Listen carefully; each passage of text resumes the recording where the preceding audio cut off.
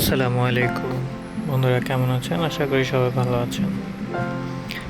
আহ, আপনাদের সাথে শেয়ার করতে আসলাম আমার প্রথম মেট্রো রেল যাত্রায় কী ঘটেছিল। আসলে সবাই দেখতে পাচ্ছেন অনেক দীর্ঘ লাইন। আমার একজন কলিগ ছিল, সবাই লাইনে দাঁড়িয়েছি। সময়টা রাত 8টার কাছাকাছি। তো সবাই লাইনে দাঁড়িয়েছি, দেখি টিকিট সংগ্রহের জন্য। সবাই টিকিট নিচ্ছে, আমরাও আশাবাদী।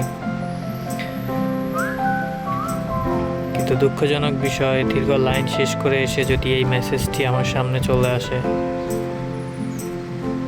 আমার এই পরাক্রান্ত দুঃখ দেখে ওনারা সবাই হাসতেছে যে শেষ পর্যন্ত আমি লাইনে দাঁড়িয়ে টিকিট না পেয়ে রিকশায় করে বাসায় চলে আসতে হলো। এটাই হলো কারণ আমরা জানতাম না ওখানে 8টা বাজে বন্ধ হয়ে যাবে। তারপর আমরা ট্রাই করেছিলাম, সফলতা অর্জন করতে পারিনি। ইনশাল্লাহ পরে এক সময় ঘুরে আসবো। ফার্স্ট টাইম মেট্রো রেলে ওঠা হলো না।